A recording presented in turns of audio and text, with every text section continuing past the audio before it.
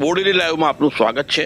Halol Vadodara highway પર આવેલ Kotambi stadium પાસે આજે વહેલી સવારે ગોજારો અકસ્માત સર્જાયો છે, જેમાં હાલોલથી વડોદરા તરફ આવતા રોડ પર ઊભેલી એક ટ્રકમાં પૂર ઝડપે આવતી લક્ઝરી બસ ડબલ ડેકર બસ હતી। આ બસ ધડાકાભેર પાછળ ઘૂસી ગઈ ટ્રકમાં અને ગોજારો અકસ્માત સર્જાયો છે। બસમાં સવાર મુસાફરો ગંભીર રીતે ઘવાતા તમામને વડોદરા સયાજી હોસ્પિટલમાં સારવાર અર્થે ખસેડવામાં આવ્યા છે।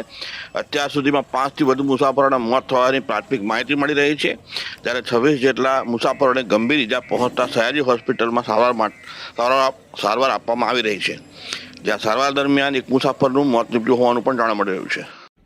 બનાવ અંગેની જાણવા મળતી પ્રાથમિક માહિતી મુજબ આજે વહેલી સવારે રાજસ્થાનથી બાંસવાડાથી સુરત જઈ રહેલી લક્ઝરી બસ હાલોલથી વડોદરા તરફ આવી રહી હતી, ત્યારે જરોદ પાસે ઊભેલી લોડેડ ટ્રકની પાછળ લક્ઝરી બસ ધડાકાભેર ઘૂસી ગઈ હતી। આ સમયે બસમાં સવાર તમામ મુસાફરો ઘોર નિંદ્રામાં હતા।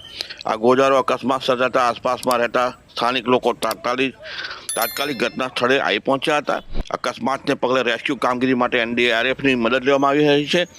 અકસ્માત એટલો ગંભીર હતો કે લક્ઝરી બસનું આખું કેબિન ઊભેલી ટ્રકમાં ઘૂસી ગયું હતું અને ખુરદો બોલી ગયો હતો। કટર મશીનની મદદ વડે બસનું પતરું કાપી મૃતદેહો અને ઇજાગ્રસ્તોને બહાર કાઢવામાં આવી રહ્યા છે। અત્યાર સુધીમાં 26 જેટલા ઇજાગ્રસ્ત મુસાફરોને વડોદરાની સયાજી હોસ્પિટલમાં ખસેડવામાં આવ્યા છે, જ્યારે ગંભીર અકસ્માતમાં 5થી વધુ લોકોના મોત નીપજ્યા હોવાની જાણવા મળી રહ્યું છે। જોકે તંત્ર દ્વારા મૃત્યુ આંક અંગે હજી સુધી કોઈ સત્તાવાર જાણકારી આપવામાં આવી નથી।